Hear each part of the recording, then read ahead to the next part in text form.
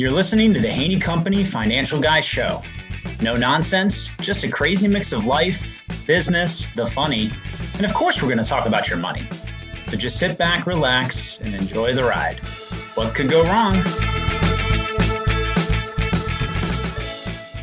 Welcome to another episode of the Haney Company Financial Guy podcast. I am super thrilled to be here with Dan Wanstreet of Wells Fargo Advisors today, talking about a topic that is truly near and dear to my heart, personally and professionally, and something I think that we share a passion for. So thanks for joining me this morning, Dan. I really appreciate it. Absolutely, Brian. Pleasure to be here. As I know in our prep, most people really find the first four questions to be the absolute Mount Everest of experiences. They are very hard and challenging. So I figure we get them out of the way, and then the rest of our time is easier. So let's just take Fire it one away. at a time. Awesome. If you could have one superpower, what superpower would you want to have?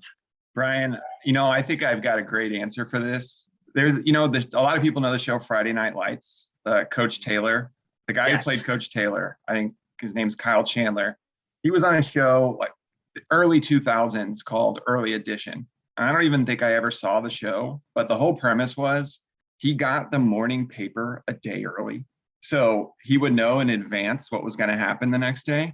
I'm not sure, that might be bending the rules on superpower, but I would want to have that power that he had in that show to get the morning paper a day early, both from, obviously in the industry we're in, there would be some advantages to that. There's also altruistic things you could do from that. And I think, overall, I think that would be a big benefit. And I don't know how much latitude you have to get it a week early or a month early, but just a day early, I think that would be pretty okay with me. I like that. I vaguely recall that show that you mentioned. Yeah. So it didn't last long. So there's not, I don't even think I ever saw it, but the premise seemed interesting. Yeah, no, that's fascinating. And I certainly appreciate, the framework of peering into the future just a little bit, but not too much, not being able to see maybe it all. That's all right. That's a good one. I may have to steal that one. So, feel free. All right. Would you rather explore outer space or the bottom of the ocean? This one's really easy, I think. It's outer space because, the technology exists today to explore the bottom of the ocean, I think, or at least, send drones down there and stuff. And there's a couple thousand miles of bottom of ocean to explore. And maybe you explore a new, discover a new fish or two. But the ability to explore outer space is limitless, trillions and trillions of miles and stars and all that. And I think, a lot of people have been in the ocean. Not a lot of people have been in space. So I think from an experience standpoint, I think space is the easy answer. All right. I like it. And I like the confident way that you framed it. It's very, to me, neither are super appealing because I've seen all of those wonderful movies. I don't like sharks. And I've also seen the movies where they, float away into space and that's like it. And both of those scenarios are somewhat terrifying. So neither are ideal. Yeah, but I guess any kind of exploration should not be without risks. So, okay, sure. I like that. If you could live anywhere in the world for a year and enjoy it, no cost of living to concern yourself with, where would you want to live? That's a tough one because, the easy answer would be some sort of beach or something. But I almost out of college, I was very close to moving to London I wanted to go for like a year or two, and I didn't end up doing it. And I've always sort of regretted it. So just personally, I wish I would have lived overseas, could have traveled around Europe, using London as my home base for that year. I regret not doing it. So I'll just say London in the UK. I like it. I also like the way that you frame that as well, because you're right. It's one of these things where, I even wrote like a short ebook about retirement. And, that kind of the demystification of the permanent vacation, right? Where, the reason why we enjoy going to vacation places is because it's that. Right. It's novel. Yeah. So I know I totally like that. And I think I agree with that because I think about this quite a bit. And, the whole thing, it changes when you say an entire year you got to think about all the things you would want to be able to be engaged with for a period of time. And I know for myself, it probably rules certain tropical dynamics out, because there's just, I don't know. I also appreciate seasons and just kind of different environmental components. So culture, everything. Yeah. Vacation. I love the beach for a week. In fact, as we just talked before we started, I'm heading to Mexico tomorrow, but for a year, I want, a little bit of variety. Yeah. And I would need to have some kind of sports and athletics for me. Absolutely. I can't, not just watching it on TV. I'd have to be able to go somewhere and do something. So, all right. Last but not least, besides this one, of course, what podcast do you listen to that you would want to recommend to somebody else? That's the only real tough one for me. You mentioned sports and athletics. I'd like to tell you, some incredibly insightful current events podcast, or, I'm a big fan of history, but my professional background is writing and talking about the financial markets. And I almost enjoy listening to podcasts where I don't have to think about what's going on in the world. And so I like the sports podcasts. I like Pardon My Take. That's mainly a football podcast. And then Men in Blazers is a podcast about soccer that I really like. I really enjoy, as I've come to like soccer over the past few years. Outstanding. No, I had not heard of the second one. I've certainly heard of the first one. And I grew up, soccer was my number one sport growing up until high school. And then lacrosse kind of took over in high school and into college. And now it still lingers around. But it's interesting, because I kind of fell away from soccer for a little bit. And now I'm kind of coming back to that, joy and love of that. So I'll have to see about checking that one out as well. For me, I wish I could probably do more podcasts, like, and actually listen to them. For somebody who runs a show, I admit I don't consume that many podcasts. It's one of those things I wish I had more bandwidth for, but I always like to take the guest recommendations and check a bunch of stuff out. So I look forward to listening to that one. I'm sure it's fun. There's so many options now, but I when I'm working out, when I'm driving, when I'm traveling, like whenever I have free time now, I try to put on podcasts and at least, get a little more information. The sports ones are just a good, an escape, especially with the news we have today. It's just, sometimes it's good to take the focus away from current events and work related items and, just kind of relax. Yeah, no, I agree. Yeah, I think I'm going to try to at some point make the switch away from music listening to podcast consuming when I'm exercising. So we'll see how that goes. Best of luck, Brian. Best of luck. So let's talk about what you do, because you are a specialist in kind of the area of investing that we're going to talk about, ESG, socially responsible, but give the audience the framework. How did you come to this place, and what do you do? What's your 9 to 5 like? And what do you like most about what you do? Sure, absolutely. I'm the director of ESG strategy at the Wells Fargo Investment Institute, which supports all of the Wells Fargo wealth and investment management business. And, my background was writing and talking about the financial markets, and what we called back in the day, the market advice team. So I would write a weekly market commentary. I would host a daily market call for our financial advisors every morning. And part of that job was basically reading the financial press each morning and the newspaper, like consuming knowledge and being able to tell clients and financial advisors in 20 minutes what's important going on in the world to them. If you're managing money, if you're dealing with clients, if you're operating within the financial markets, what do you need to know? And it's interesting because, doing that job for as long as I did, and back in 2014 or 2015, these ideas of ESG or sustainable investing or SRI were really on the periphery, right? It's this kind of thing you might see on page C6 of the Wall Street Journal, but not page A1.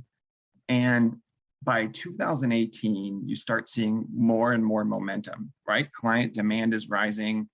Social issues start becoming a little more ingrained in everyday society. And of course, that kind of permeates to the financial markets. And as I'm seeing how much strength this is gathering, I'm also noticing that the desk I work on is getting more questions from clients. And So I started just kind of moonlighting basically while I was doing a market job in helping our advisors find solutions, whether that's products, advice, guidance, research in this space. And as we saw this just kind of exponential shift in interest and demand, it became more and more of my job. And around 2019, it kind of became my full-time job. And my real focus, because we have great people who develop products and who manage portfolios. We have great people who, do research on individual companies and people who guide clients' financial assets. In this space, one of the things you'll notice, or we're hearing about a lot, is there's a lot of client demand, right? To in some way to integrate their values to what they care about, their principles, into their financial portfolio. But getting from demand to satisfaction, fully invested in the right things that they believe in or not invested in the things they don't, there's a lot of roadblocks in between, a lot of confusing acronyms, a lot of misinformation, so many new products. This product universe has quadrupled over the past, 5 years. And my real goal is to get, from a technology standpoint, from a client experience standpoint, from an ease of investing standpoint, to get us to the place where we can more scalable match client values to the way they're invested. I love it. You definitely had a good lead into a lot of we want to kind of start to get into. And that is, I think the first thing is terminology is challenging because, we, like several industries, love our acronyms, but which are subject to change. Right. And now in the world of emojis and all the ways that we abbreviate things, I think it's a lot to keep track of. I know we're going to kind of get into the landscape more, but let's start by level setting on terminology. And let's define, I think, two of the most important acronyms that fit in this space. The first one being ESG and the other one being SRI. ESG is a much simpler one to define because in this growing space, which some people call values, you'll see if you go to different websites, clients for financial services, they'll see it called a lot of different things: sustainable investing, investing with impact, responsible, socially responsible. There's a lot of acronyms. The one that really means something is ESG. Mm-hmm. And what that basically means is you are looking at financially or materially relevant environmental, social, and governance issues. And what is the risk to this investment?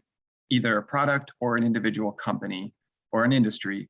What is the risk that that company has to environmental issues, to social issues, to different governance factors? And for me, it's first and foremost about almost risk mitigation to sort of the way the world is changing. And, because I think a lot of people are surprised when they hear ESG, they assume that it has to do with sustainability, right? About climate change. But there are so many factors that go into ESG analysis. On the environmental side, obviously, there's a heavy focus on sustainability and, carbon footprints. In the social side, it's human capital, how do companies treat their workers, all the way down to data security, right? And I don't think that's intuitive. You'd think that that's part of it. From a governance standpoint, it's a lot of things that we've been doing in the investment world to help look out for a long time. It's, does a company have a staggered board? Do they have a diverse board? Do they file their reports on time? Are they not getting into any trouble, et cetera? And when you look at the kind of mosaic or confluence of all those factors, you have a pretty good idea of an exposure to risk. And not the traditional financial risk, but the risk in the way the world is kind of taking some of these issues that aren't maybe strictly financial more seriously. And I think one real anecdote for ESG would be, you look back 20, 30 years ago, back in the 70s, most of the value of the stock market was what we would call tangible value, i.e. things like assets, accounts receivable, property, capital, things that an accountant could put on a spreadsheet and put in an income statement. And only about 20% was intangible value, things like goodwill, brand value, intellectual property, et cetera. And the biggest companies in the world were companies that make things, that make machinery, that pump oil, things like that. You look today, about 80% of the market value is intangible. So things like brand value, intellectual property, and goodwill really matter. And the biggest companies in the world, while they do make things, they also are very heavily internet and technology related. A lot of their value has to do with barriers to entry and search engines and things like that, applications. In a world where so much value and so much of the way we invest is investing towards intangible value, which is much, much harder to kind of handicap, I think ESG, not just from a personal value standpoint, but from an investing standpoint, makes a lot of sense, because I think at its core, you're trying to assess risk for intangible value. It's a really long answer, Brian, but I think it's such a complicated and sometimes ambiguous idea for clients to understand. I think it's really important, especially for ESG, to sort of center on that. No, and I so appreciate the way that you walked it through, and because you're right, it with so much out there, also with I think you coming from a kind of a journalistic background, me as well, there's a lot of very kind of quick hit ideas and notions. There's a lot of information that's coming through now, more mediums than ever before. And I think it's really great to see social and global interest and awareness in values-based alignment, both personally, professionally, corporately, societally. But then taking something like, if I'm an individual investor or a wealthy, affluent person who says, these are the things that are important to me, these are the things that I value, to your point, having then a matrix of, okay, well, what does that necessarily mean against investments, or where do I align my capital, my money? I think it is really important for people to recognize that is a very complex matrix to apply, but it is one that can be applied. And yeah. I think that to me is an empowering shift, because I think, to your point, it's not just about doing good to feel good. There's a lot of merit and rationale and quantifiable data behind why, from a corporate standpoint, being a better business on paper in some of these measurable areas actually is better for your business. It's not just to look better. Especially in a world where people are more acutely aware of their social beliefs and the way they spend money and the way they interact online, the way they do almost every kind of aspect of life. They're starting to do it in the way they invest. And companies and the financial services industry has had to sort of take notice to that, right? And with so much momentum behind ESG specifically, especially in Europe, but it's really getting there in the United States. And I don't know, I'm hesitant to throw out a dollar amount, but so many pensions and institutions and non-for-profits and a lot of the biggest investment bases in the world are using these ESG strategies. And if you really want to kind of change the world, there's a lot of people would say, well, I'm not going to invest in this thing I don't like, right? Because to kind of broaden this out, this is really about the client's individual values. If they have religious beliefs and certain companies produce items that go against, we want to give them the option to exclude those. If they have certain beliefs societally that they want to kind of channel assets to, within reason, we want to do our best if we can, and it's not always possible. This is still an evolving space. We want to do our best to sort of help them with that. I think the thing about ESG that is so compelling is, with so much money following that type of strategy, if you're a CEO or a board or a management team for a company, you have to take notice, and you have to think about, how are these different ESG ratings agencies or these ESG product portfolio managers, how are they assessing my company's environmental, social, and governance risk? Because if they're judging it harshly, all of a sudden there is a lot of money that might not be allocated to buying your company, right? And I think that's kind of the most powerful, call it like an invisible hand almost, that with so much money tracking ESG, it's financially material to stock prices and to corporate performance if you're on the wrong side of it.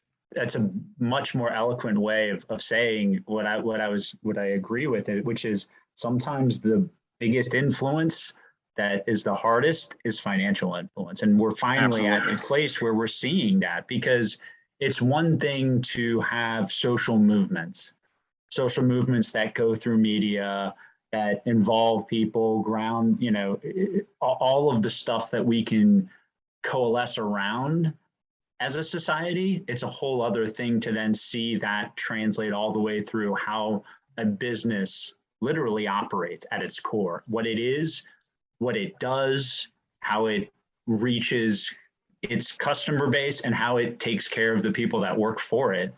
And I think it's really certainly good, in my opinion, that now this continued pressure to consider that, because we really haven't had that.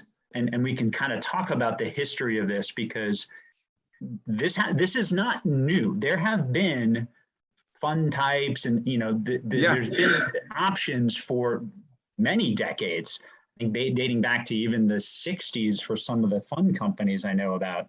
Actually, it almost goes back further. The first kind of stabs at this were from some of these like Quaker groups or other religious groups in the Northeast that actually kind of started integrating this into investing or deploying capital. I mean, without getting too boring into the history, back in the late 1800s. And it was generally focused on religious values way back when. It kind of evolved then around the 60s. I think probably the Vietnam War was a big flashpoint. Things like napalm, the companies that produce napalm, right? Or other harmful chemicals. You started to have a blowback, just like with everything else in the 60s, as social awareness starts to kind of, move on from its infancy to become inundated throughout the culture. For what this has become today, I would say that the 80s is really kind of the genesis of, there was a global worldwide movement to divest from South Africa around the apartheid. And I think that's the first time where financial pressure, more so than military or the other things, is what ended up spurring the change, because so many companies, so many nations refused to do business with the South African government until they came around. And, when you hit it in the pocketbook for long enough, things tend to change. As people kind of saw what the result of that was, and then, it continues to develop and gain steam. You asked earlier what SRI, socially responsible investing, I'd say that's, the perfect example is apartheid, where it's, and historically it was about divesting of things you don't believe in, whether that's sin stocks or whether that's oil companies or whether that's anything. It's up to the client. And I think that's what's so powerful about this. I'm not telling any client what set of values they should believe in. And I think that's a really important thing, because sometimes we can rub people the wrong way when we talk about this topic. It's your money, it's your financial future. We're giving you just that extra layer of optionality, if possible, and we're still evolving, but if possible, to channel their assets into things they care about.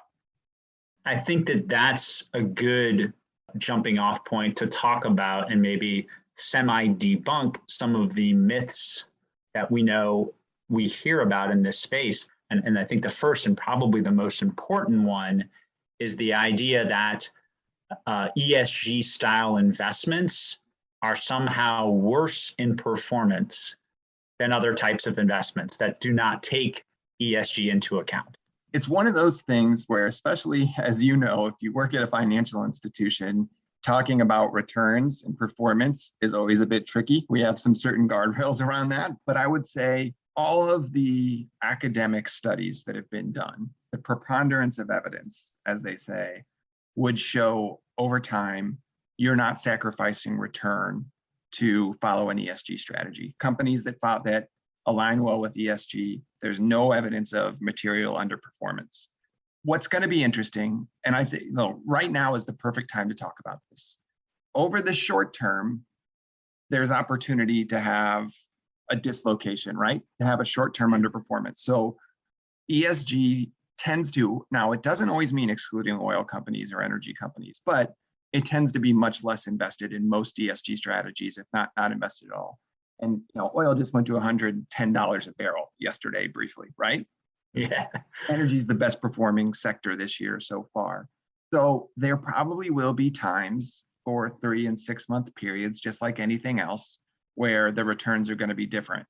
But over the long term, over the time horizon where we're usually telling our investors, our clients to think about, there's no real material sign of underperformance or sacrifice associated with following an ESG strategy. Yeah, no, that is, again, so important. And then, the flip side, going back to, okay, what should an investor be aware of as you start to consider this? Because it's not as simple as an if A, then B. If A, I feel like I want to do this, then B, we just go right ahead and the dominoes fall and it's done. So let's talk about maybe some of the, some of those consideration points, much of which don't change just because this consideration is now on the table, because we're still having to assess portfolio, risk appetite, and a lot of the other things that go along with proper, investment considerations and finding the right path forward. So what do you think some of the things are that are fundamental to this in particular, but then come alongside a lot of the things that we would have to do anyway? Yeah, that's like you said, a lot of this is just doing what we've been doing forever. And it's just a new way of assessing value and looking at risk. But there also are a lot of things that weren't traditionally done. And I think, and you mentioned it, like when we're looking at time horizons and risk and return and the different things that we use to help kind of provide guidance to clients and that we look at for their unique circumstances, they still matter. And this doesn't supersede. I think ESG in particular, it is just an augment to that. It's just a new way of kind of helping that process. And you don't have to be, there's not a binary yes or no around this space. It's not I'm ESG or I'm not. There are different levels of integration and there are different levels of, I think that we break, from experience of talking to so many clients and advisors about this, I've kind of learned that most clients fit into one or two camps. The first one, and it's almost 50-50. The first camp is, I would say, aspirational, where the client's interested. They want, if possible, to either follow an ESG or a faith-based or what we call impact strategy. But at the same time, they're not willing to get tax consequences. So the example being, they have a position they've held for a long time. It wouldn't mesh with that strategy. Selling out of it to buy something new could cause, a hefty tax bill. Well, the aspirational client takes some time, right? If they have new money to put to work, or if they have some cash on the sidelines, they'd like to invest it this way, but they're not going to meaningfully change their investment objectives. For them, it's a best efforts thing, right? And it's an and thing. It's just another factor to consider for their investments. The conversation is important, presenting options. And sometimes it's a lot more of an art than a science, figuring out the right solutions. The second client type is probably a bit easier. And now it's kind of the more idealistic client, where they have some sort of set of values or parameters that almost supersede the things that we do every day already for clients, right? Where they would say, I would be willing to sacrifice return. Whether they have to or not, they would be willing to sacrifice return to not invest in this company they don't believe in, to guide towards a more sustainable future if and when possible. If company A has emissions above, X amount of scope 1 carbon emissions, they won't invest in it. And for that client, things like tax consequences and capital gains and all these other things we think about tend to be barriers that they're not as worried about. And they tend to be fully invested this way. They tend to be a lot more intentional in investing to align with their values.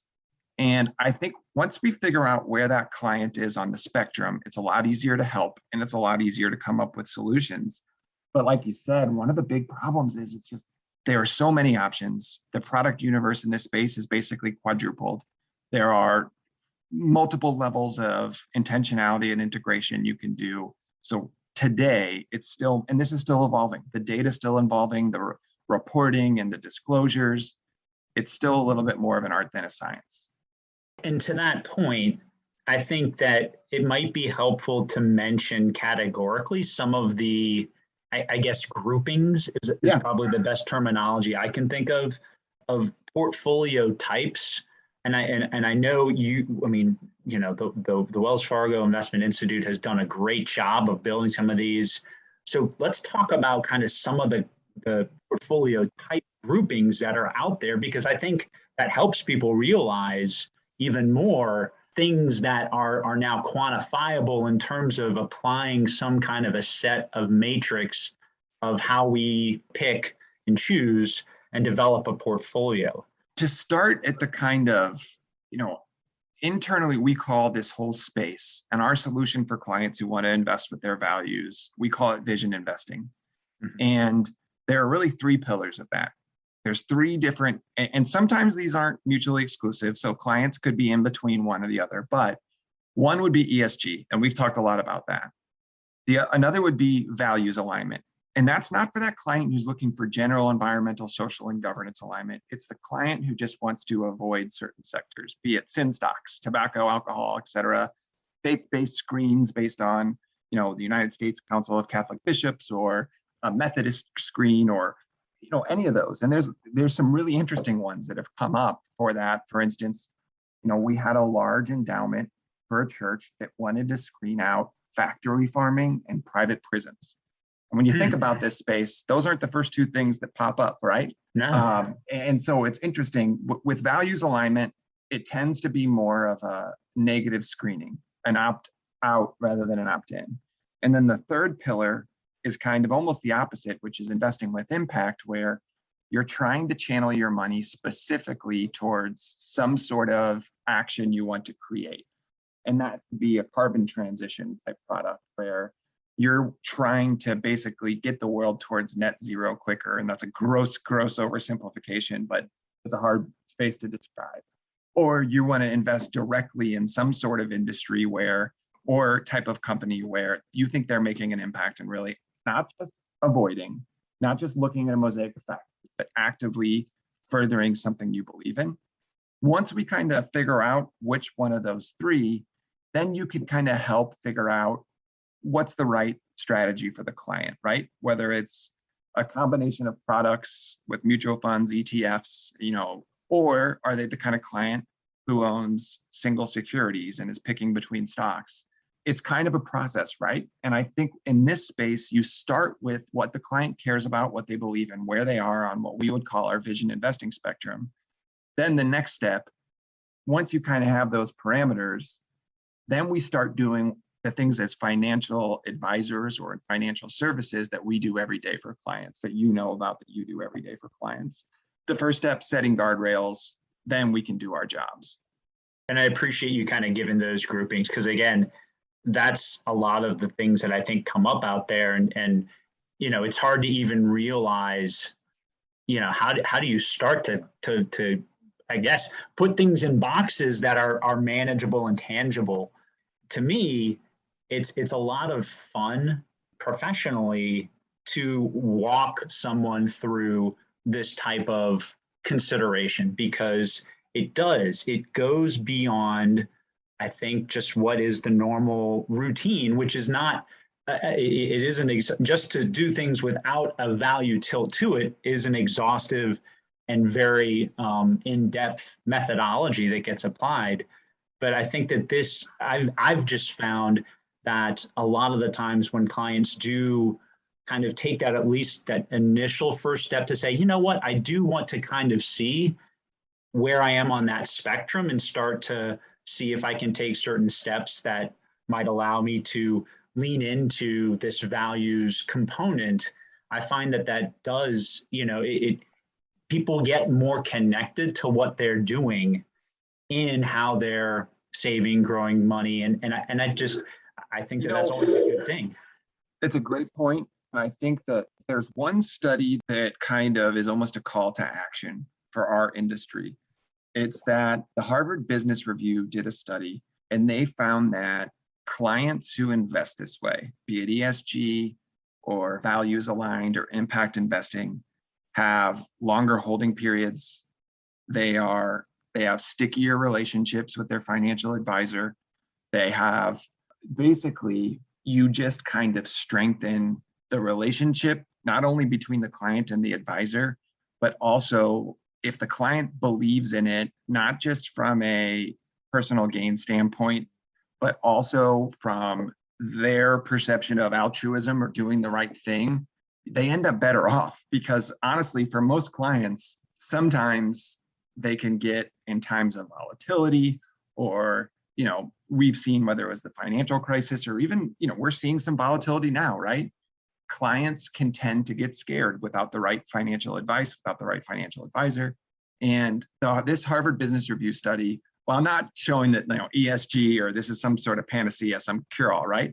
But it showed that they're more likely to have longer holding periods. They're more likely to stay invested over time through volatility, because there's just a little bit more, trying to think of the best word for it, but almost like dedication to the way they're invested. And yeah, no, that's good. I quantify it as engagement. You have additional level of psychological connection to what you're doing. Yes. And I think that is materially important, because you're right. If you have a better level, it doesn't have to be understanding, because I think a lot of times, investors want to know everything or know as much as possible. And that's, certainly we're not trying to create a barrier to not wanting to understand, but there's so much to know. But certainly having that, that emotional, that psychological, and that value connection, I just see it. I see it in the clients that I know, that I work with, that have stepped into this space in some degree. They do better as investors, which is, again, it's a compliment, just I think, to that additional psychological component that allows you to, stay the course and be reminded as to why you've made certain decisions that weren't just based on a risk profile per se. Yeah, it's like risk profile plus, and it is a fascinating thing to see, and it's an exciting thing, I think, to walk through. There are certainly some things, and I want to kind of touch on this briefly with you.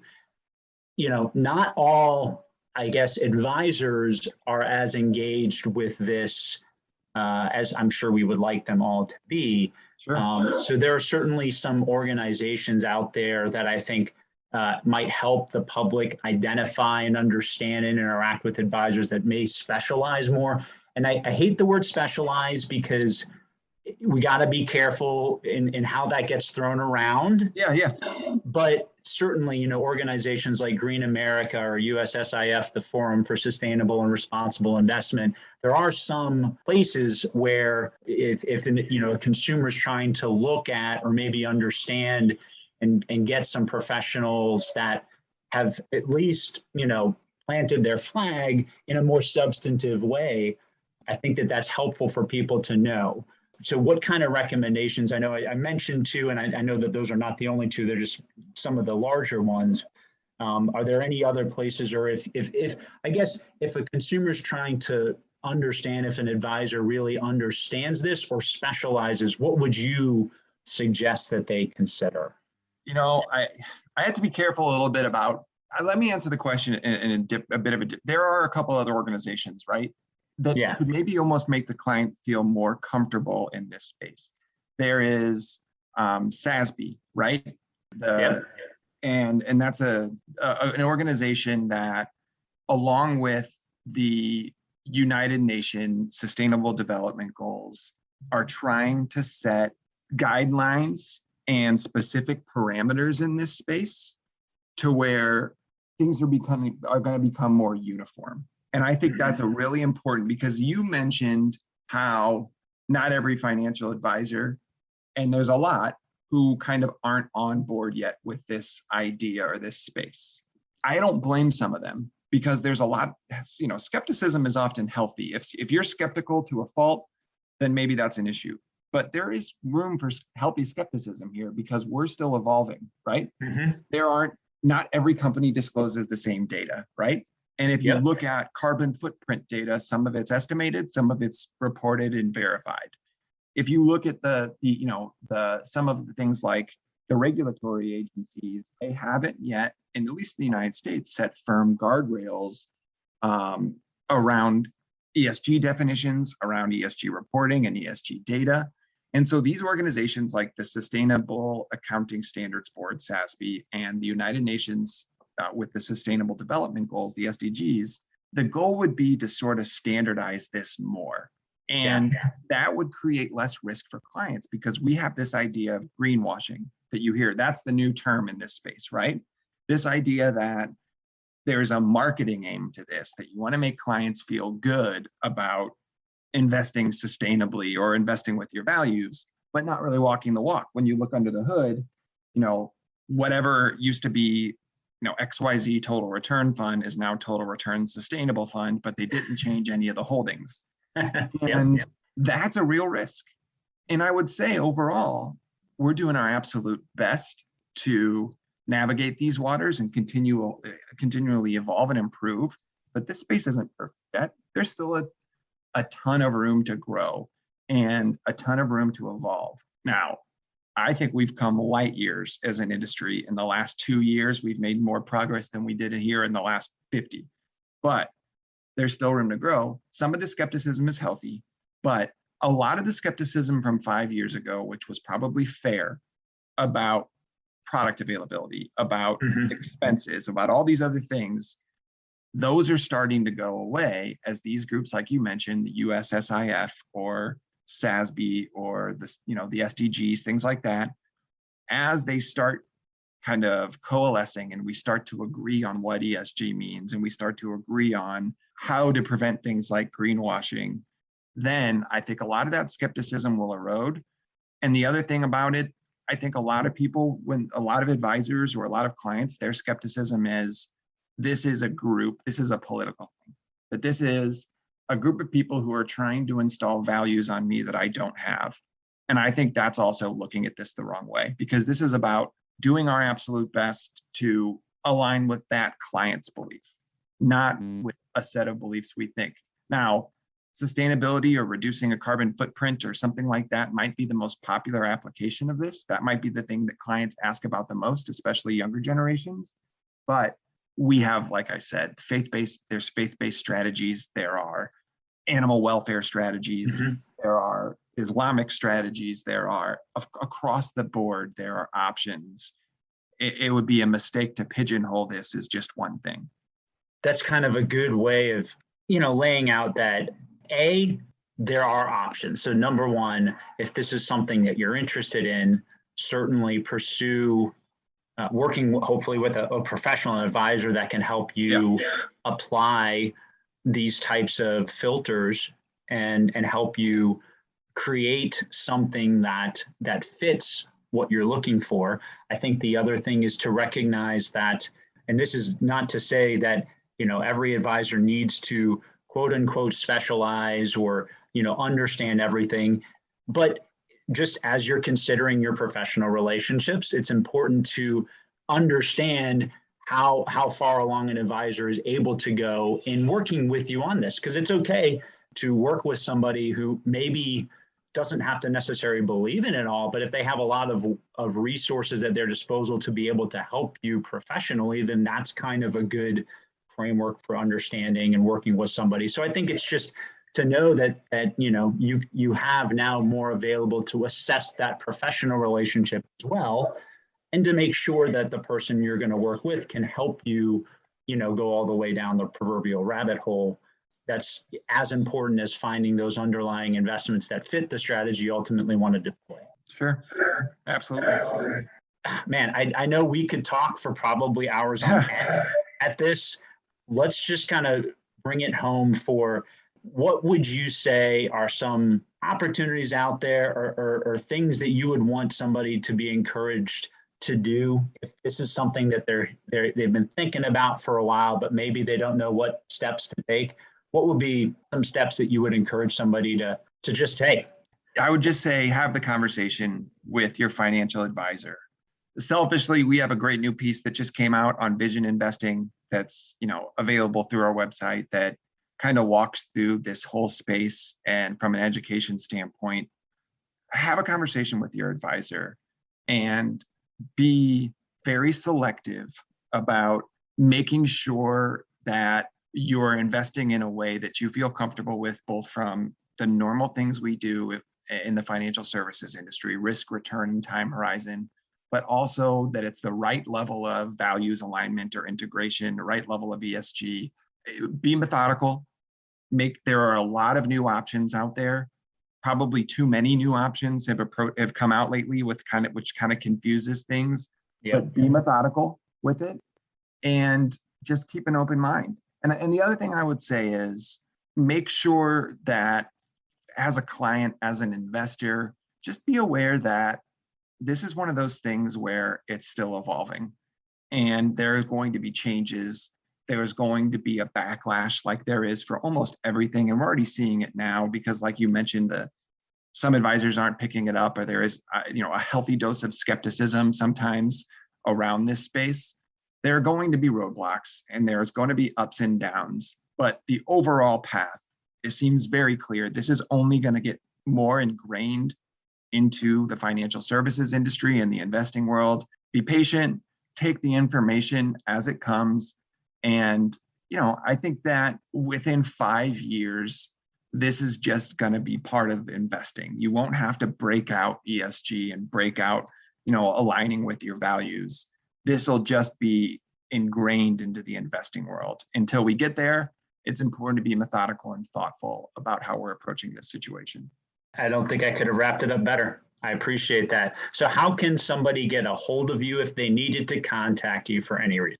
We usually would have conversations through our financial advisors, but if you can go to, wellsfargoadvisors.com, you can find information, the vision investing piece, and other great advice and guidance from the Wells Fargo Investment Institute and our team of strategists. Yeah, I think you just start there. Awesome. I appreciate it. I go there frequently, so I can attest to what you're saying. It is incredible information. Really, really great. So thank you, Dan, for your time today. This was a great conversation. Pleasure to be here, Brian. Thanks for having me so much and giving me the opportunity. It's a lot of fun, man. Thank you. Yeah, you're welcome.